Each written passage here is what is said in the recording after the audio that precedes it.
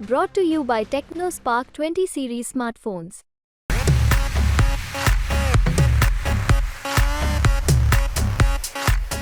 છેલ્લા 15 દિવસથી સમગ્ર ગુજરાતભરમાં રાજકોટ છે તે રાજકારણનું એપિસેન્ટર બન્યું છે ને તેનું કારણ છે પરસોત્તમ રૂપાલાનું ક્ષત્રિય સમાજને લઈને વિવાદિત નિવેદન. આ નિવેદન બાદ ક્ષત્રિય સમાજમાં એવો રોષ ફેલાયો કે રાજ્યભરમાં આ આંદોલન ફેલાઈ ગયું ને હવે એક જ માગ તેઓ કરી રહ્યા છે કે પરસોત્તમ રૂપાલાની ટિકિટ રદ થાય. તો સામેની બાજુ ભાજપ પણ પોતાની વાત પર અડીખમ છે કે પરસોત્તમ રૂપાલા જ રાજકોટના ઉમેદવાર રહેશે. એટલે હવે જે ક્ષત્રિય સમાજ છે તે પોતાની માગ પર અડગ છે કે હવે અમે ગમે તેમ કરીને ટિકિટ રદ કરાવીને રહેશું ને ભાજપ એવું કહી રહ્યું છે કે પરસોત્તમ રૂપાલા જ રાજકોટના ઉમેદવાર રહેશે. હવે આગળ શું થશે તેને લઈને આપણી સાથે વાત કરવા માટે જોડાયા છે વરિષ્ઠ પત્રકાર જગદીશભાઈ મહેતા સાહેબ. સર, સ્વાગત છે ગુજરાત તકમાં. હવે આજે તો પરસોત્તમભાઈ ભાજપ દ્વારા જાહેરાત પણ કરી દેવામાં આવી અને બહુમાળી ચોકમાં 20 થી 25,000 લોકોની સભા પણ થવાની છે અને 16 તારીખે પરસોત્તમભાઈ ફોર્મ પર ભરવાના છે વાતે ગાતે. અને સુરત ખાતે પણ તેમણે કહી દીધું છે કે રાજકોટના જેટલા લોકો હોય બધા આવી જાજો. હવે આગળ શું દેખાઈ રહ્યું છે? કારણ કે ક્ષત્રિય સમાજ પણ એમ કહી રહ્યો છે કે અમે ટિકિટ રદ કરાવશું ને રૂપાલાભાઈ કર્યા છે કે હું તો ફોર્મે ભરીશ. દિન પ્રતિદિન જેમ જેમ દિવસો પલટાતા જાય ને એમ સ્થિતિ પલટાતી જાય છે. આજથી 2-3 દિવસ પહેલાં સ્થિતિ એવી હતી કે ભારતીય જનતા પાર્ટી સેટબેકમાં હતી, પીછેહટ થવાની પરિસ્થિતિમાં હતી અને આક્રમણ તરીકે કહું તો ક્ષત્રિય સમાજ હતો. હાકલા પડકારા આ છે તે છે વગેરે વગેરે. હવે સ્થિતિ શું થઈ છે કે જેમ જેમ સમય જતો જાય છે એમ ક્ષત્રિય સમાજના આંદોલનનો એને પણ યુટર્ન આવતો જાય છે. જે સમાજનું આંદોલન હતું એ હવે પોલિટિક્સ તરફ વળી રહ્યું છે. કારણ કે એ સમાજના આંદોલનને કેપ્ચર કર્યું છે. જે કોઈ નેતાઓ આ લોકો માને છે એ કોઈને કોઈ પક્ષની વિચારધારા સાથે સંકળાયેલા છે અને એ કમસે કમ ભારતીય જનતા પાર્ટીની વિચારધારા તો નથી જ. અર્થાત એ લોકોને એમ લાગે છે કે ગુજરાતમાં 60 થી 65 લાખ જેટલા ક્ષત્રિયો છે ગુજરાતમાં અને દેશમાં 20 થી 22 રાજ્યોમાં જે કહેવાય છે કે તો 17 કરોડ જેટલા મુસ્લિમો છે. હવે આ જે ફિગર્સ છે એ છે વેરવિખેર, પણ અત્યારે જે નેતાઓ જે છે એને એમ છે કે બઠ્ઠો એ ફિગરનો જથ્થો આપણને એમને મળી જાય એમ છે, કાંઈ પ્રયાસ કર્યા વગર. કારણ કે મોકો બહુ સરસ છે. તો એટલા માટે એણે કીધું કે આ પ્રયાસ જે અત્યારે ભગવાનની દયાથી ચાલે છે એને આપણે કબજે કરી લઈએ. એટલે હવે આંદોલન જ્યારે રાજકારણનો ભાગ બને ત્યારે સામે પક્ષે એ તો બેઝિકલી રાજકીય પાર્ટી છે ભારતીય જનતા પાર્ટી અને એને એ જ વાતની અપેક્ષા હતી અથવા તો એની ધીરજ હતી કે એ ધારતા હતા કે જો આ સામાજિક આંદોલનમાંથી રાજકીય આંદોલનમાં પલટાઈ જાય તો આપણે 10 આંગળા ઘીમાં છે, તો પ્રભુના ખોળે જીવ છે, કાંઈ મુશ્કેલી થાય એમ નથી. અને જે હવે થવા જઈ રહ્યું છે. અહીંયા ગઈકાલે એમ કહેવામાં આવ્યું હતું જ્યારે રાજકોટમાં ક્ષત્રિય સમાજનું મિટિંગ હતી ત્યાર પછી એના પ્રવક્તા છે એણે એમ કીધું હતું કે અમારું આંદોલન છે અમે રાજકીય નેતાઓના હાથે જવા નહીં દઈએ, પરંતુ ધંધુકામાં એનાથી ઉલટું થયું. અને આની નોંધ પણ ભારતીય જનતા પાર્ટીએ લીધી કે કહેવાતી સંકલન સમિતિ છે એનો પણ કોઈ બહુ પ્રભાવ નથી. કારણ કે મંચ ઉપરથી પ્રવચન કરનારા જે લોકો હતા એ કોણ હતા? તો NSUIના વડા તરીકે હતા એ હતા, ભૂતકાળમાં આમ આદમી પાર્ટીમાંથી હતા અને અત્યારે ગમે તે પાર્ટીમાં જવાની તૈયારી હોય એવા હતા. બાકીના જે કરણી સેનાથી માંડીને બાકી બહારથી જે આવ્યા હતા, શેરશીલ રાણા, નામ ભયંકર મોટું હોય એટલે આપણને લાગે શું, પરંતુ એની પણ એક વિચારધારા તો છે જે કમસે કમ ભારતીય જનતા પાર્ટીની વિરુદ્ધની છે. આ બધા જ લોકોએ પ્રવચન ઇત્યાદિ વગેરે કર્યું. એમાં સમાજ જે છે જે અસ્મિતા માટે લડે છે એ વાત ઓછી અને ભારતીય જનતા પાર્ટીને પાડી દો અને ભારતીય જનતા પાર્ટી પાડી દો, દલિત સમાજનો સાથ લ્યો, બીજા રજવાડાનો સાથ લ્યો, એટલે આખી વાત પોલિટિકલી આવી ગઈ. ભલામણા હવે અત્યારે સિચ્યુએશન એ છે કે ભારતીય જનતા પાર્ટીએ ડ્રોન સિસ્ટમથી આખી પદ્ધતિ જોઈ લીધી કે ધંધુકામાં રાજ્ય લેવલનું કહેવાતું સંમેલન હતું એમાં પણ 5-7 હજારથી ઓછા અને રાજકારણીઓ વધુ એ હતા. નંબર 3, જે કોઈ મંચ ઉપર રાજનીતિઓ આવ્યા છે એણે પણ રાજપૂતોની અસ્મિતા કરતાં પણ પોતાની રાજકીય અસ્મિતા વિશે વધુ વાતો કરી છે. અને ચોથું કે એમાંય ઈગો ક્લેશ થયો અને એકબીજા નેતાએ એકબીજાની સામેના પ્રવચનો કર્યા અથવા તો વિચારધારા વ્યક્ત કરી. અર્થાત ભારતીય જનતા પાર્ટી સમજી ગઈ કે હવે આ ફુગ્ગામાં જાજી હવા નથી, લીક થઈ ગયો છે.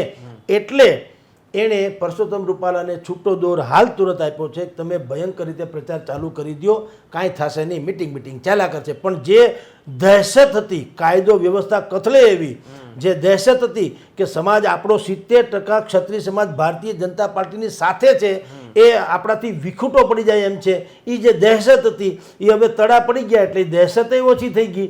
અને સંકલન સમિતિએ પણ એનું જે ઓરિજિનલ આખું રેસીપી હતું એ થોડું ગુમાવ્યું અને પોતે સાઈડમાં થોડાક થતા ગયા અને રાજકીય લોકો હાવી થતા ગયા.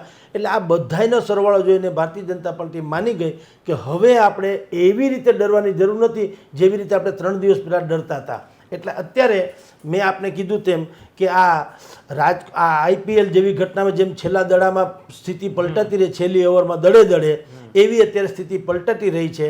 2 દિવસ પહેલાં ક્ષત્રિય સમાજ હાવી હતો, અત્યારે Bharatiya Janata party go ahead નિર્ભીક રીતે આગળ તો વધી રહી છે. હાલાકી એણે પણ હજી નામાંકન ન ભરાય ત્યાં સુધી દરેક બાબતોની તૈયારી રાખી જ છે. અન્ય એક જે નામ ભરવામાં આવ્યું છે મોહનભાઈ કુંડારિયાનું, અત્યારના વર્તમાન જે એમપી છે એનું, એ બુદ્ધિપૂર્વક ભરવામાં આવ્યું છે કે ન કરે નારાયણ અને જો સ્થિતિ ઓર કથળે તો છેલ્લી ઘડીએ પણ પરસોત્તમભાઈ રૂપાલાને કહેવામાં આવશે કે તમે સ્વયં જાહેરાત કરો ને આ વિડ્રો કરી લ્યો. અને જો અત્યારે જે સિચ્યુએશન થતી જાય છે એવી ને એવી સિચ્યુએશન રહેશે કે હવે બહુ આક્રમક નહીં રહી ક્ષત્રિય સમાજ, બહુ વજૂદ આપવા જેવું છે નહીં, વેરવિખેર સ્થિતિ છે, તો પછી પરસોત્તમભાઈ રૂપાલાને ચાલુ રાખશે અને ક્ષત્રિય સમાજે કાં સહન કરવું પડશે અને કાં કેવળ ને કેવળ છાપાળવો વિરોધ ચાલુ રાખવો પડશે. બસ સાહેબ, આ આંદોલન હવે એવું લાગી રહ્યું છે કે જે ન્યુટ્રલ લોકો આમાં જોડાયેલા હતા, જેને ભાજપ સાથે પણ કોઈ લેવા દેવા નહોતો કે કોઈ બીજા સામેની પાર્ટી સાથે પણ કોઈ લેવા દેવા નહોતો, તેમના હાથમાં પણ હવે આંદોલન નથી રહ્યું તેવું લાગી રહ્યું છે. કારણ કે કોઈ પણ આવી રહ્યું છે ને આ આંદોલનમાં જે વળતું છે એમાં ઘી હોમવાની વાત કરી રહ્યું છે. ક્ષત્રિય સમાજની 90 જેટલી સંસ્થાઓની જે સંકલન સમિતિ છે એના સુધી આ વાત પહોંચાડવામાં આવી છે. એટલે ગઈકાલે ધંધુકામાં જે મિટિંગ હતી એ ધંધુકામાં રમકુભા જાડેજાએ તો જાહેરમાં એમ કીધું છે કે આપણે આમાં રાજકીય કોઈ નેતાને હવે રાખવાના થતા નથી. એણે એવી ચોખવટ પણ કરી છે કે કરણી સેના પણ અમારી સમિતિનો હિસ્સો નથી. જેપી જાડેજા હોય કે બીજા જાડેજા છે એ અને પદ્મિનીબા વાળા સહિતના જે ઇન્ડિવિજ્યુઅલ લોકો અનેક પ્રકારની જેને કે વિસ્ફોટક જાહેરાતો કરી રહ્યા છે, એને પણ ક્ષત્રિય સમાજની સંકલન સમિતિ સાથે કાંઈ લેવા દેવા નથી એવું એણે આજે જાહેર કર્યું. રાજ શેખાવત કરણી સેનાના વડા જે છે એણે કીધું કે આવતીકાલે એટલે કે 9 તારીખે કમલમમાં આપણે બધા ચડાવ મજબૂત દંડા અને મજબૂત ઝંડા એની સાથે આપણે ધસી જવાનું છે. એ સ્વાભાવિક જ સિવિલ વોર જેવી વાતો છે, શેરી યુદ્ધ જેવી. પરંતુ આ જ રાજ શેખાવત 15 દિવસ પહેલાં તો ભાજપમાં હતા અને કરણી સેનાના નામે એ જ્યારે તમે પાક આખો લણીને ખેતરના ખળામાં નાખો અને ત્યારે અમે લણવા આવીએ અને નેતા ન કહેવાય. નેતા તમારી ઓહરીમાં, તમારા ઘરમાં, તમારા રોજિંદા જીવનમાં પડતી સમસ્યાઓના ઉકેલ માટે સતત ઝઝૂમતો હોય એને નેતા કહેવાય. ને એ સામાજિક જ હોવો જોઈએ, એનો રાજકીય આસ્પેક્ટ ન હોવો જોઈએ, નહીંતર એ તમને હાથો બનાવે, જે અત્યારે અમુક લોકો બની ગયા હોવાનું અનુભવી રહ્યા છે. એટલે જ મને લાગે, કારણ કે રમકુભા જાડેજાએ જાહેરાત ક્યારે કરવી પડી હોય જાહેરમાં કે ભાઈ આને કોઈ રાજકીય હાથો બનાવવા દેવા માગતા નથી. એટલે ગઈકાલે કોર કમિટી જે સમિતિ આ બની છે એમાં એક નિર્ણય લેવામાં આવ્યો કે હવે પછી આપણા સમાજનું નેતૃત્વ સરકાર સાથે મિટિંગ કરવી હોય તો અહીંયા ગાંધીનગર હોય કે દિલ્હી હોય, સરકાર સાથે મિટિંગ કરવી હોય તો પણ સામાજિક અગ્રણી સિવાય કોઈ હશે નહીં. રાજકીય લેબલ જરાક પણ લાબેલું હશે એ વ્યક્તિને આમાં રાખવામાં આવશે નહીં. એટલે હાલ તુરંત તમે જુઓ તો ફટકડી નાખીને પાણી જેમ શુદ્ધ કરવામાં આવે એમ હવે સમાજમાં એવું નક્કી કર્યું છે કે આપણો આ સામાજિક જ માહોલ જળવાઈ રહે, રાજકીય માણસોને અલગ તારવી દેવાની વાત છે અને હવે વૈચારિક યુદ્ધ ચાલુ રહ્યું છે. સાહેબ, એવું બની શકે કે ક્ષત્રિય સમાજના હજારો લાખો યુવાનો કોકનો હાથો બની રહ્યા હોય તેવું લાગી રહ્યું છે? સાહેબ, સમાજ ક્ષત્રિય હોય કે ઇતર સમાજ હોય, કોમન માણસની આ જ હાલત હોય છે. મંચ ઉપર બોલે ને માઇકમાં બોલી સંભળાય, 10,000 માણસ સાંભળતું હોય ને એમાંનું કોઈ બોલી સંભળાય નહીં, ભલે સાચું બોલતા હોય. મંચ ઉપર બોલે નહીં, જે બોલતા હોય પડઘા એના પડતા હોય. સમાજે હવે એક વિચાર કરવાની જરૂર છે કે તમે સમાજના નામે એવી જ વ્યક્તિને મંચ આપવાની તમારે જરૂર છે કે એનું યોગદાન શું, એનું તમારે એનો રિપોર્ટ તમારે માગવો જોઈએ. એમનેમ ચડી બેહે એમ નહીં. હું કાલથી કહું બ્રહ્મ સમાજનો અગ્રણી એમ નહીં, સોરી, મારું બ્રહ્મ સમાજમાં યોગદાન શું છે, કેવા પ્રકારની લડત મેં આપી છે, કેવા પ્રકારનું યોગદાન છે, હું શું કરી શકું એમ છું, આ બધું થાય તો તમે, હું પાઘડી પહેરીને આવજો એટલે નેતા શેનો થઈ જાઓ. પૈસા હોય કે ગમે હો, ચડાવ ધનેડાની જેમ નેતા થઈ જાય તો તમને નુકસાન કરે સાહેબ. ક્યારેય તમે બાળું ફાસ્ટ ફૂડમાં લોહી ન બને. તમે કોથળામાં ગોતર ભરો તો કોથળો ઊભો તો રહે, પણ ઘઉં ભરો અને ગોતર ભરો એમાં ફેર. લોહીનું ટીપું તો ઘઉં કે અનાજથી થાય, ફાસ્ટ ફૂડથી તમારું શરીર ઊભું રહે ને કમસે કમ બગડે, પણ એ તંદુરસ્ત ન થાય. તો સમાજે હવે એક આ ફિલ્ટર વ્યવસ્થા કરવાની જરૂર છે કે નેતાપદ એટલે સમાજનું નેતાપદ તો એવા જ લોકોને હાથમાં જવું જોઈએ જેની પેઢી દર પેઢી સમાજ માટે ખપી ગઈ હોય અને ક્યારેય કોઈ રાજકારણી ન હાથો બન્યો હોય ન અપેક્ષા રાખી હોય. આ તો મને કોઈક હાથ ફેરવે કોઈ પણ પક્ષવાળો અને જો કદાચ ગરબત્યા કરે તમને ટિકિટ મળી જશે એટલે હું આ જ સમાજને હાથો બનાવીને પાછો બેસી જાઉં. હાર્દિક પટેલે શું કર્યું? ક્યાં ગયા એ 14 જે મરી ગયા છે છોકરાઓ પટેલ સમાજના, એનું શું થયું મને કહ્યું? હાર્દિક ભાઈ તો આ ગળામાં હાર પહેરીને ફેરા કરે, ટેસડા કરે છે. હવે એને કેમ પલપલિયા નથી પડતા? સમાજે આના ઉપરથી ધડો લેવો જોઈએ. ક્યાં ગયા અલ્પેશ પટેલ જે દર બીજે દિવસે દરોડા પાડતા? જનતા રેડ, દારૂની રેલમ છેલ છે, ભારતીય જનતા પાર્ટીની સરકાર બેવકૂફ છે, કશું કરતી નથી. શું દારૂ બંધ થઈ ગયો? હવે તો મને લાગે એને કોટો ચડી ગયો છે અલ્પેશભાઈને. એટલે સાહેબ સમાજે હવે એક નક્કી કરવું જોઈએ કે ભાઈ અમારા નામે તો તમે કમસે કમ જો ક્યાંય પણ વાત કરો ને તો પહેલાં અમને પૂછો. એમનેમ ચડી બેહોમાં પણ પરિસ્થિતિ શું છે કે એનું કોઈ સુગ્રંથિત એક મંડળ નથી હોતું. જેમ કિસાનો કે સામાજિક મિડલ વર્ગ કે એનું કોઈ મંડળ નથી.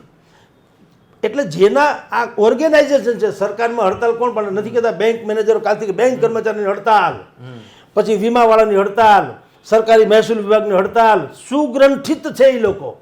એટલે એની અસર થાય છે ને એ દબાવે પૂછડું, સરકારે ઝૂકી જવું પડે. નથી મિડલ વર્ગની કોઈ આવું મંડળ, નથી સમાજના પીડિત વર્ગ. આ જેને કારણે અત્યારે ક્ષત્રિય સમાજ અત્યારે બજારમાં છે, મેદાને રણ છે, તો એ બહેનો દીકરીઓ જે મંચ નીચે ખુરશીમાં બેઠી છે એની વાત કરું છું, આગળ સોફામાં બેઠા એની પણ નહીં. 5 હરોળ પછી જ જે છે એ ઓડિયન્સ ઓરિજિનલ હોય છે. 5 હરોળ તો બધા નિમંત્રિતો હોય છે ને એના લાભાર્થીઓ હું કહું છું, એ લાભાર્થીઓ હોય છે કોઈ પણ સમાજના હોય. ઓડિયન્સ જે છે એ પાછળ હોય છે, એની રાય કોઈ લેવામાં આવતું નથી, એનો કેવળ ઉપયોગ કરવામાં આવે છે. જે આપણી સામે નજર સામે છે. લાલજી પટેલ આજે પટેલ સમાજમાં પૂજાય છે, શું કામ? એણે કોઈની ચૂંદડી ઓઢી નહીં, સમાજ માટે ખપી જવાની તૈયારી સાથે રહ્યા. એને ઓફર નહીં મળી હોય, દુનિયાની ઓફર મળી હતી, એ માણસ હટ્યો નહીં, આજે ન હટ્યો. એટલે સમાજમાં એ છે ને પૂજાય છે એમ કહો તો ચાલે. શું કામ? એને ખબર છે કે કોકની ચૂંદડી ઓઢી લેવાથી મને ફાયદો થાય તો મારો સમાજ રદડી દેવાનો, એ કરે નહીં. અને બાકી બધા ઠેકી ગયા વાળી. ગઈકાલ સુધી જે કોક લોકોને હિટલર કહેતા હતા, આજ તો એના શરણોમાં બધા પહોંચી ગયા છે. એટલે ક્ષત્રિય સમાજે પણ અત્યારે આ જે ઘટના બની એમાંથી એક ધડો લેવાની જરૂર છે કે અત્યારે જે તીડના ટોળાની જેમ તમારી જ્યાં નેતાગીરી કરવા લોકો આવે છે એને પ્રશ્ન પૂછવા જોઈએ કે અત્યારે તો જે થાય તે આ ઇસ્યુને લાગે વળગે એમાં જે થાય તે, પણ અમારે આટલા રોજિંદા પ્રશ્નો છે, એ પ્રશ્નોમાં તમે શું લડત આપો એ મને કહો. જેમ કે મેં આપને કીધું એમ કે રાજકીય લાભ જ દેખાય છે. ગાયના આંચળ ઉપર બેહે ને મચ્છર તોય પીવે તો લોહી જ, દૂધ ન પીવે. એનો સ્વભાવ છે કે આમ જ કરવું.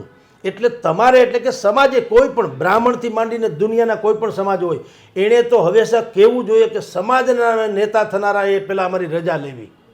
એટલે પરસોત્તમ રૂપાલાનો જે વિડીયો આવ્યો, જેટલા લોકો આ બોલવામાંથી તમને હેરાન કરીને તમારી ઉપર છવાઈ જવાની કોશિશ કરે છે તો તમારે સમજી લેવું જોઈએ. ભલે તમારા કોમનો હોય, તમારી જ્ઞાતિનો હોય, એટલે કંઈ તમારો હિતેચ્છુ થઈ જવો જરૂર નથી. ગંગા પવિત્ર હોય એટલે ગંગાની ગંદકી પવિત્ર ન હોય. ગંદકી હોતા હે, એ પછી ભલે ગંગાની હોય. એ સમાજે સમજી લેવાની જરૂર છે કે ભાઈ આપણે ત્યાં ભલે એ આપણા નામે ચરી ખાય પણ એની પાત્રતા છે ખરી. એ પાત્રતા ન હોય તો બાકી બધું જ ખોટું. એટલે જ હું આપને કહું છું, નીર ક્ષીર તારવવાની જેનામાં ક્ષમતા છે એ જ સમાજનું ઉજ્જવળ ભવિષ્ય છે. અન્યથા અંધકારમાં એણે રગદોળાવું રહ્યું. પરસોત્તમ રૂપાલાનું નિવેદન સર ખોટું જ છે, સમાજ માટે આવું ન જ બોલવું જોઈએ. પરંતુ હવે ભારતીય જનતા પાર્ટીએ પણ નક્કી કરી લીધું છે. હવે ક્ષત્રિય સમાજના આગેવાનો છે તે પણ કહી રહ્યા છે, અને જે શેરસિંહ રાણા છે, મહિપાલસિંહ મકરાણા છે તેવું કહી રહ્યા છે કે હવે રાજકોટમાં ખૂબ જ મોટું સંમેલન, કારણ કે રાજકોટમાં શરૂઆત થઈ હતી એટલે કે ધંધુકામાં અને જે સંમેલનો થયા તેના કરતાં હવે મોટું સંમેલન રાજકોટમાં થશે, તો શું ફોર્મ ભરાશે તે પછી સ્થિતિ બગડશે તેવું ક્યાંય લાગી રહ્યું છે આપણે? સમાજે નક્કી કરવું જોઈએ સાહેબ. બગાડવાની કોશિશ તો કોઈ કરશે જ, એમાં કોઈ ના નથી, પરંતુ એનું ફલશ્રુતિ શું? માની લો કે તમે 4 બસ સળગાવશો, 5 થિયેટર કોકના પથ્થરમારો કરશો, જાહેર મિલકતને નુકસાન પહોંચાડશો, પોલીસ દંડાવાળી કરશે, એ કોઈ શેરસિંહને રાણાને લાગવાની નથી, પોલીસનો દંડો શેખાવતસિંહને લાગવાનો નથી, પોલીસનો દંડો મને ને તમને લાગવાનો, કારણ કે આપણે ગાંડાની જેમ તૂટી પડવાના છીએ. તેઓ શ્રી પાસે તો દુનિયાભરની સુવિધા હોવાની સુરક્ષાની, અને એ લોકો હંમેશા આવા જ હોય છે. તમે જોજો મોટા આંદોલનો જ્યારે થતા હોય, તમે હંમેશા એવું જોયું છે મીડિયામાં કે છગનભાઈની અટકાયત કરી લેવામાં આવી, એને તાત્કાલિક પોલીસ સ્ટેશન લઈ જવા. અટકાયત એટલે સેફ, પછી એ ત્યાં ચા પીતા હોય પોલીસની હારે, અને અહીંયા દંડાવાળી થતી હોય. કોઈએ શું કામ, તમે આગળ શું કામ રહ્યો, તમે વચમાં રહ્યો અને માર ખાવ તમે તો ખબર પડે, તમને ભાઠા પડે તો ખબર પડે પ્રજાની પીડા શું છે. તમે હસતા મોઢે, તમે દ્રશ્યો જોજો ટીવીથી મળીને બધાયમાં, હસતા મોઢે બુદ્ધિપૂર્વક અને પાછા બહાર નીકળી અને પાછા તસવીર એની આવવી જોઈએ સવારના છાપામાં, એટલે એ પાછા પોલીસ વાનની બહાર આવીને ખોટે ખોટે 2-4 સૂત્રોચ્ચાર કરે, હાથ અજમાવે, એટલે બધાને એમ લાગે ઓહો અમારા માટે થઈને ભાઈ શહીદ વરો. એ અંદર જાય, પોલીસ એને ઓળખતા જ હોય, એને ખબર છે કે આ ભાઈને કંઈ કરાય એમ નથી, કારણ કે મોટો માણસ છે, એટલે એ પોલીસ સ્ટેશને જાય. એને અટકાયત શબ્દ છે ને એ લુચ્ચો શબ્દ છે. ત્યાં પોલીસ સ્ટેશને જાય, એને આગતા સ્વાગતા કરવામાં આવે, ખુરશી ઉપર બેસો, કોઈ મારી નથી નાખતું, ચા પાણીનું પૂછવામાં આવે, પાન ખાતા હોય તો પાનનું પૂછવામાં આવે, અને કાયદેસરની એન્ટ્રી કરી અને જામીન લાયક ગુનો હોય છે, એટલે એને અમુક સમય પછી બાકાયદાને છોડી મૂકવામાં આવે. એટલે ભાઈનો શો તો પૂરો થઈ ગયો, પણ એને કારણે વૈમનસ્ય જ્યાં થાય છે ટોળામાં, જે પથ્થર તમે મને મારો હું તમને મારું, આપણો જે દુશ્મનાવટ છે એ તો પેઢી દર પેઢી રહેવા માંડવાનો. મારી દુકાન તમે તોડો એટલે હું તમારી ઉપર નુકસાન કરવાનો, તમારી ઉપર કેસ હાલે, એના કોઈ જામીન નથી મળતા હોતા, અને એ આજની તારીખે ધક્કા ખાતા હોય કોર્ટમાં. એટલે હું તમને કહું, દરેક સમાજે આમાંથી હવે છે ને રોજે રોજ, જો તમે સમાધાનનો હિસ્સો નથી તો તમે સ્વયં એક સમસ્યા જુઓ. તમારે બુદ્ધિ વાપરવાની જરૂર છે. સામાન્ય યુવાન કે જે કોઈ સાથે જોડાયેલો નથી તેને શું અપીલ કરશો?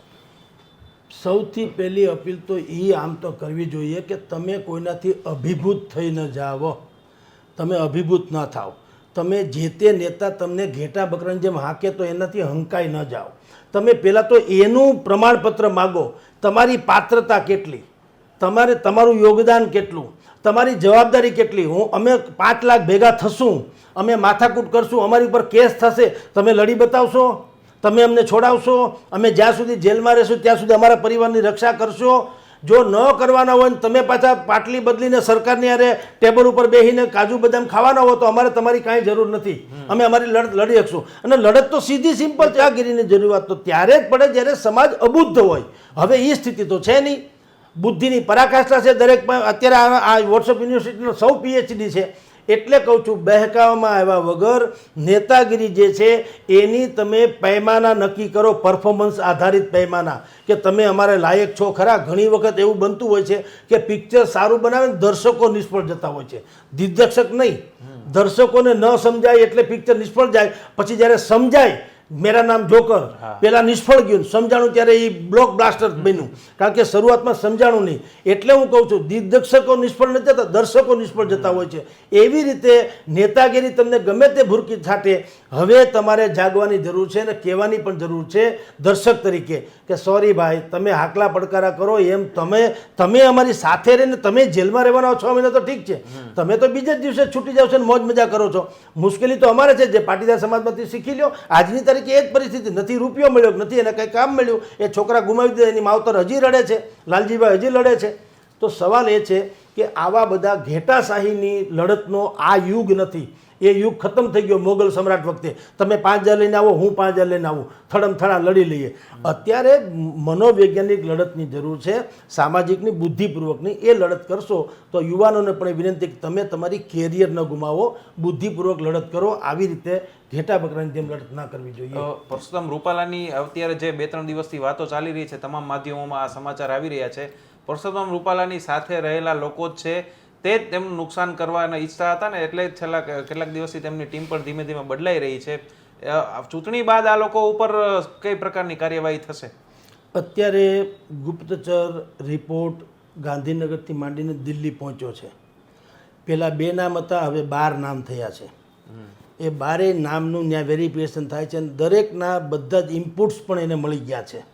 એટલે ઓલા જીવનની ઢળતી સંધ્યાએ હું જખમોની યાદી જોતો તો બહુ થોડા પાના જોઈ શક્યો. ખૂબ અંગત નામ હતા. એ પરસોત્તમ રૂપાલાને હવે સમજાશે કે આ બધો બખેડે જો થયો છે એમાં ક્ષત્રિય સમાજ ઓછો દોષિત છે જેટલો આપણો છે. એટલે એને જે પોતાના માને છે ને, કારણ કે એ આયાતી ગણીને અહીંયા આવ્યા રાજકોટમાં લડવા ત્યારે જે કેટલાક એની સાથે હતા ત્યારે એને ખબર એમ લાગતું હતું કે જાણે બધું હર્યું ભર્યું છે, પરંતુ હવે એને સમજાશે કે આ આખા કૌભાંડમાં કોણ મૂળ સામેલ છે અને કોની શું ભૂમિકા છે. એ રિપોર્ટ પહોંચી ગયો છે. 12 જણાના નામ છે અને આફ્ટર ચૂંટણી અત્યારે પણ અમને જાણવા તો મળ્યું જ છે કે એને કેટલીક જવાબદારીમાંથી ધીરે ઓછા કરવામાં આવી રહ્યા છે. ચુનાવ પતી ગયા પછી તો ભારતીય જનતા પાર્ટીનું નવસર્જન થશે, એટલી હદના મોટા ફેરફારો થવાના છે. આ હતા વરિષ્ઠ પત્રકાર જગદીશભાઈ મહેતા, જેમને જે હાલમાં જે વિવાદ ચાલી રહ્યો છે પરસોત્તમ રૂપાલાને લઈને તે અંગે બેબાક રીતે તેમની વાત કહી હતી. ને ખાસ કરીને ક્ષત્રિય સમાજના યુવાનોને પણ અપીલ કરી હતી કે તેઓ તેમને ભવિષ્યનું પણ વિચારે, કોઈનો હાથો ન બને.